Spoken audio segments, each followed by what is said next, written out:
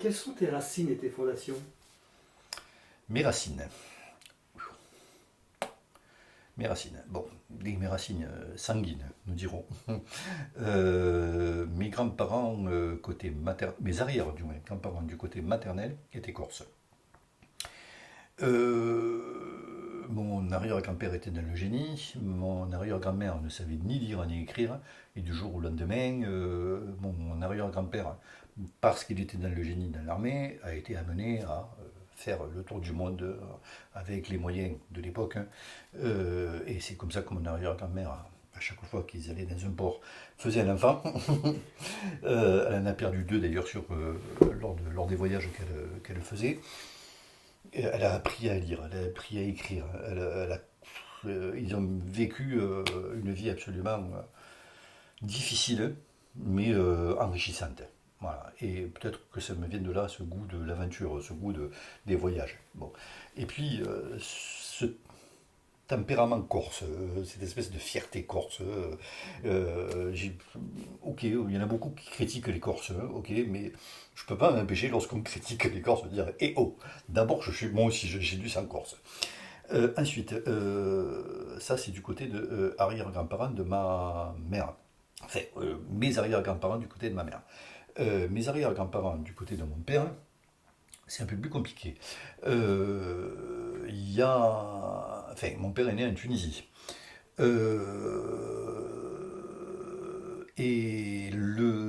Son grand-père était de Marthe-Tolosane. Et lui aussi, c'était un aventurier. Il a monté je ne sais pas trop combien d'entreprises à l'époque de l'aviation qui ont fait faillite à chaque fois parce qu'un coup, il fabriquait des hélices d'avion, un coup, il réparait des moteurs d'avion, et puis après, il s'est fait. Voilà, enfin, il y a eu plein de. C'était plus ou moins lui aussi un aventurier. Et mon grand-père, donc, ensuite, par son demi-frère, avait déménagé en Tunisie. Il a fait sa vie en Tunisie. Il a rencontré une femme là-bas en Tunisie. Ils ont eu deux enfants, dont mon père, hein, et voilà. Donc, et puis après, bon, je passe les détails. Tout le monde s'est retrouvé plus ou moins dans la région. Donc, j'ai des racines du sud. Voilà, j'ai des racines du sud. J'ai failli dire, je les revendique. Parce que pour moi, c'est synonyme de soleil, c'est synonyme de dehors, c'est synonyme d'huile d'olive, c'est d'odeur de printemps, de bandas, de fête, de vie, comment dire, pas enfermé. Bon, attention, je ne dis pas que dans le Nord, il reste enfermé, mais de vie ensoleillée, nous dirons. Voilà. Voilà quelles sont mes Qu'est-ce que racines tu peux nous dire de tes parents? de mes parents. Alors là, mes parents, là si tu as le temps, euh, c'est à travers moi que que je vais parler de mes parents. Papa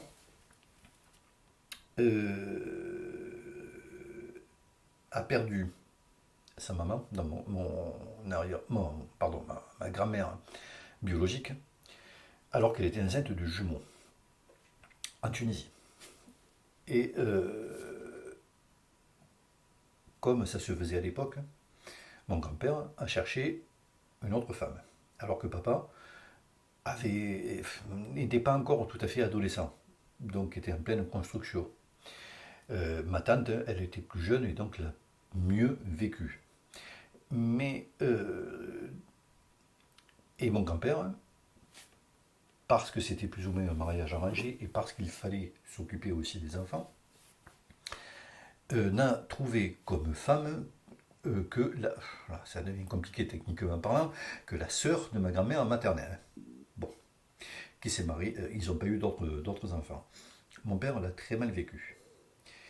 Et il a traîné ça tout au long de sa vie.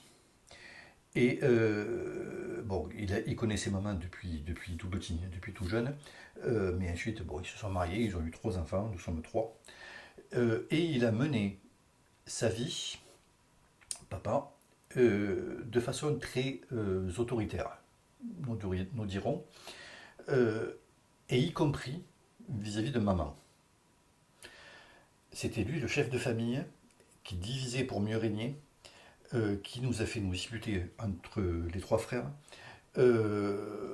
et qui nous faisait nous englober dans un certain nombre de principes de notre âge, hein, d'ailleurs, de notre âge, pas de notre âge, de notre âge, et qui a provoqué chez nous, chez mes deux frères et moi, des réactions, j'ai fait dire, j'ai pas honte de dire, de libération, lorsque papa et maman sont partis. Papa est mort en 2013, maman est morte en 2015. Lorsque papa est parti, je n'ai déjà plus reconnu maman, qui s'est complètement libérée du joug du paternel autoritaire, qui décidait de tout et contre qui il ne fallait surtout rien dire. Et on a recommencé, mes frères et moi, à se reparler et à échanger. Et on a appris beaucoup de nous et appris beaucoup également de nos parents. Et maintenant, avec le temps, en fonction de ce que j'ai appris, et en fonction, et nous sommes d'accord d'ailleurs, tous les trois frères sur l'analyse, papa s'était forgé une carapace.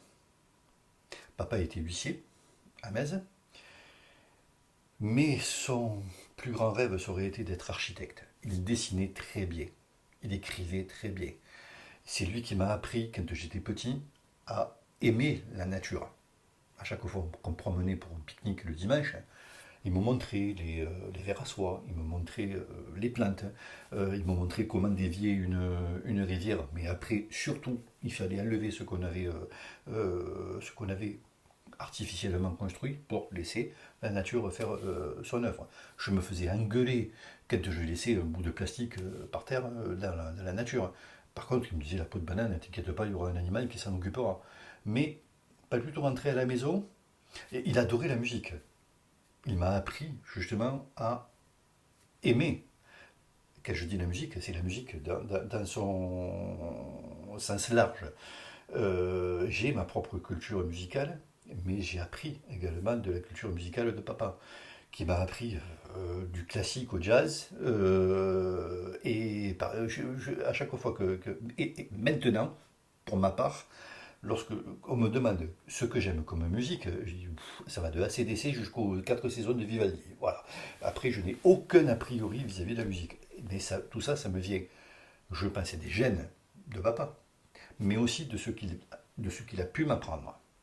Et maman, c'était une maman, comment dirais-je, je vais dire de l'ancien temps, mais avec une ouverture d'esprit et un amour et un cœur absolument extraordinaire, qui a passé sa vie à protéger justement ses enfants et à faire une espèce de contrepoids vis-à-vis de son mari, du père de ses enfants, qui, entre eux, c'était plus que de l'amour, c'était de la passion. Ils se comprenaient, ne serait-ce en se regardant. Et maman l'avait compris, ce que papa était, au fond de lui. Et c'est pour ça que maman, à chaque fois, lorsque nous pestions vis-à-vis de papa, parce que ça a donné lieu à des disputes et des claquages de porte, mais absolument terribles. Terribles.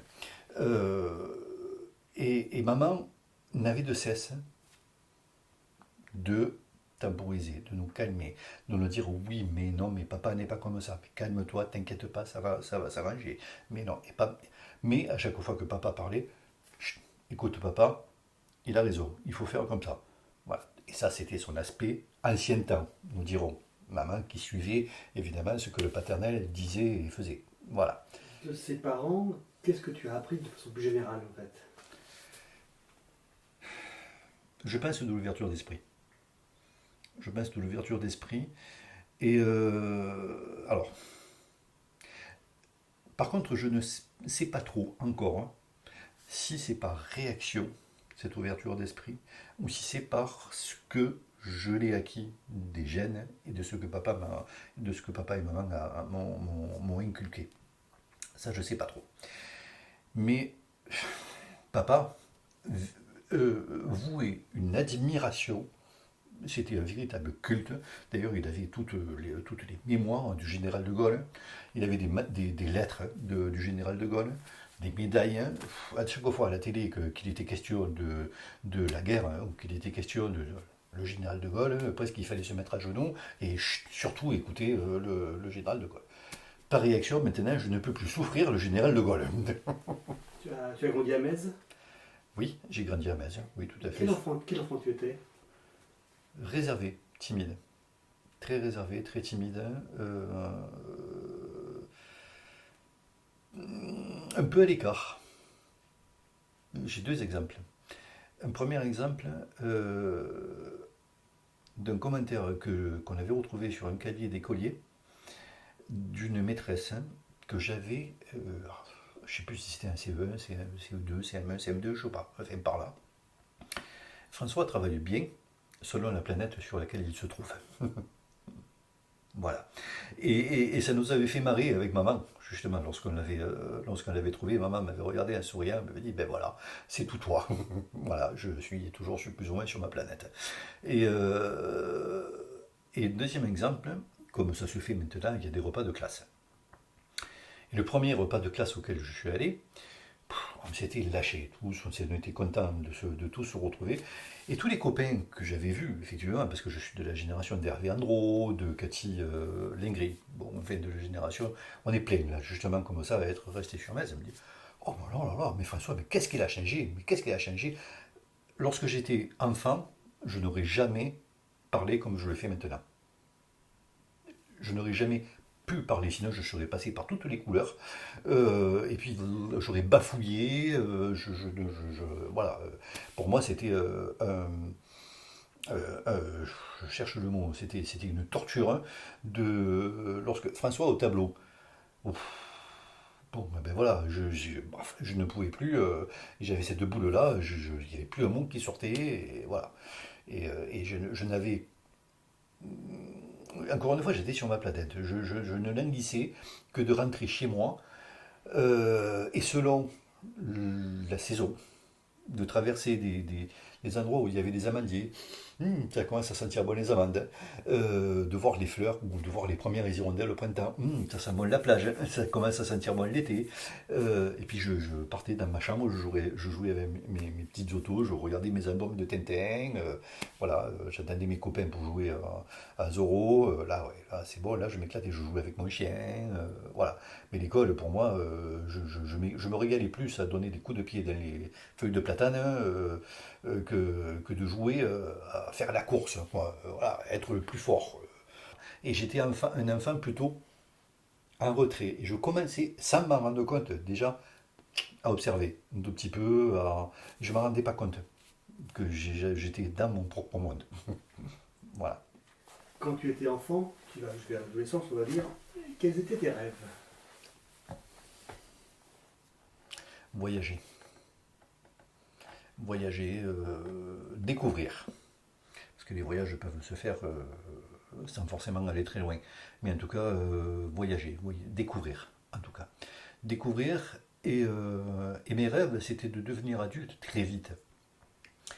Et de devenir indépendant très vite. Pour essayer de réaliser mes rêves. Voilà. Chose que je ne suis pas parvenu à faire. Mais bon, voilà, parce qu'après, arrivé à l'adolescence, bien entendu, il y a eu les filles, hein, il y a eu la planche à voile, hein, il y a eu les fêtes, hein, jusqu'au moment où papa m'a pris par la peau des fesses, en me disant, bon, écoute, demain matin, ça suffit, je devais réveiller, laver, raser, et ponctuel. 8 heures au bureau, j'ai besoin de toi pour faire du classement à l'étude. Et c'est comme ça que bon, j'ai d'abord compris que ça me faisait faire, ça me faisait gagner 4 euros. Puis après, je me suis retrouvé enfermé là-dedans, et puis roule ma poule, voilà. J'ai pas, c'est peut-être aussi par manque de niaque, de révolte, nous dirons, que j'ai continué là-dedans, parce que j'aurais très bien pu dire non, stop, allez, tiens, je m'en vais, voilà, claquer la porte. Mais non, c'est rejoindre ce que j'étais enfant, justement très réservé, très timide, ne pas oser dire ce que j'avais à dire. Quels étaient tes rapports avec ta fratrie et tes frères? J'ai 13 ans d'écart avec mon frère aîné et 11 ans d'écart avec le cadet. Voilà. Donc ils étaient déjà bien plus grands que moi. Et je passais mon temps à aller les agacer. Aller les agacer, bien entendu, je me faisais jeter, mais je me régalais de me faire jeter, parce que je jouais avec eux, parce que lorsque Jean-Pierre ou Paul partaient, enfin, il s'appelle Jean-Pierre et Paul, partaient voir des nanas, ou partaient au cinéma, ou partaient promener, etc., je n'avais de cesse que d'aller avec eux, sortir, aller voir d'autres gens, je me régalais quoi, avec eux.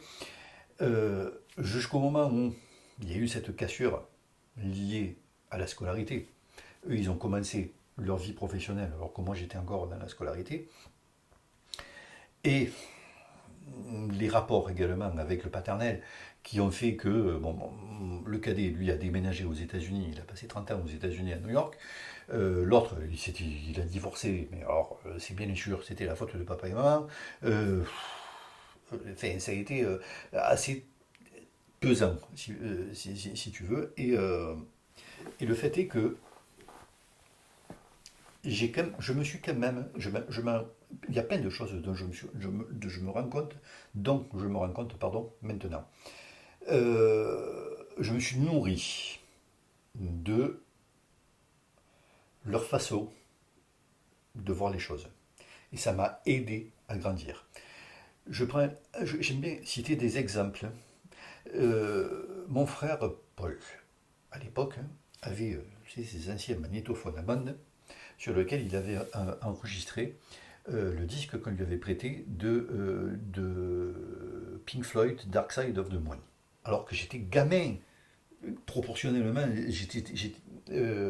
j'étais petit pour écouter ça, pour apprécier ça.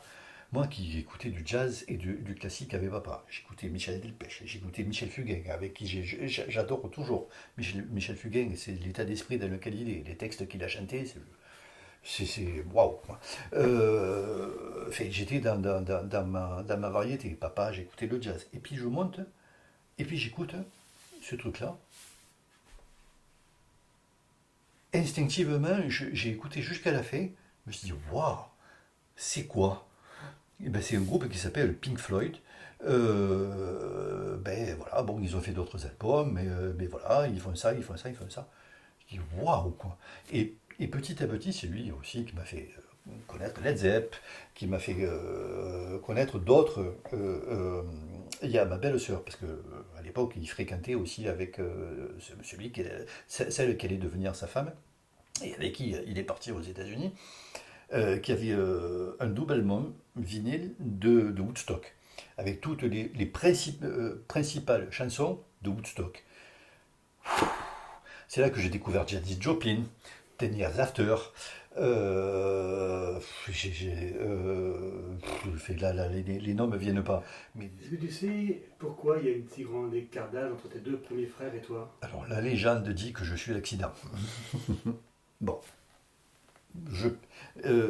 Et du fait que j'étais l'accident, maman a tanné papa pour faire le quatrième. Mais papa avait déjà 40 ans lorsqu'il m'a eu, et il se trouvait déjà trop vieux. Donc il a hésité à faire le quatrième avec maman, et donc résultat le quatrième n'est pas venu. Voilà. Et maman en voulait justement un quatrième pour que je puisse jouer avec et que je ne sois pas tout seul dans mon coin quoi, vis-à-vis de mes frères. Voilà. Mais c'est la légende. Alors tout aussi bien que j'ai été désiré ou pas, je le saurais probablement jamais. Pendant ta scolarité, quel élève tu étais?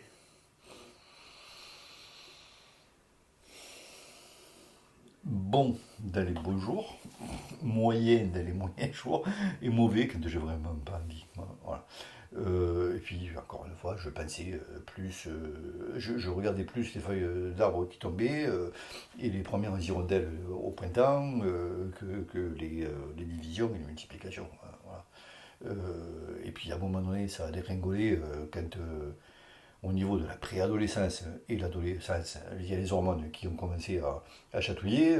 Bon, ben allez, après ça a été les filles, ça a été les fêtes, etc., etc. Bon, voilà, ça a dégringolé jusqu'à ce que papa Ils me mettent dans le privé, ils me disent non, non, non, si tu es capable d'avoir ton bac, tu auras ton bac. Et j'ai eu mon bac, voilà, parce que on m'a recadré, quoi. Et, voilà. Et il a fallu me mettre des poids sur les chaussures, justement, pour que je marche par terre. Voilà, parce que sinon, j'étais parti planche à voile, fête, enfin, voilà. J'étais plutôt. Voilà. Est-ce que tu peux nous raconter un souvenir particulier de ton enfance qui t'aurait marqué? Comment en choisir un plus qu'un autre? Mais c'est le premier qui me vient comme ça. Après, il y en a peut-être qui sont plus marquants, oui, effectivement, mais qui ne me reviennent pas comme ça. Papa avait acheté un bateau, un voilier. Il m'a fait découvrir la voile également. C'est rares fois, justement, à la barre de ce bateau, je le voyais sourire. Preuve que il aimait ça, le vent, la nature, il aimait ça. Bon. Et on était parti, je sais pas trop où, on avait jeté l'ancre, et puis tout d'un coup, alors j'étais gamin, hein, et tout d'un coup j'entends un gros pouce, et j'avais jamais vu papa nager. Et puis j'étais là, et maman d'ailleurs me dit, mais tu aurais vu ta tête quand tu as vu papa plonger, et papa en train de nager en pleine mer, là, comme ça, ben voilà, c'est ça, voilà. Alors qu'il peut y en avoir, mais des millions d'autres, hein, des images qui me viennent, mais voilà, c'est celle-là qui me vient comme ça. Comment tu la définirais, cette image? Si tu devais lui donner un seul nom, un seul mot pour le définir. Un seul mot? Mhm. Il y en a deux mots. Merci. Début de révélation, Révélation pour qui? pour moi. Ça a déclenché chez moi, ça, je ne m'en suis pas rendu compte encore une fois sur le moment, mais ça a déclenché chez moi quelque chose qui a entrouvert une porte que je ne connaissais pas. Voilà. Et il y a eu un petit rayon de lumière que j'ai peut-être très vite oublié et qui a fait que, bon, ben, papa, c'était mon papa. Et c'était peut-être qu'il y avait ce rayon de lumière qui commençait à éclairer sans même que je me rende compte. Encore une fois, je n'en étais pas conscient de tout ça. Mais ça avait peut-être commencé un tout petit peu à éclairer une autre facette du personnage.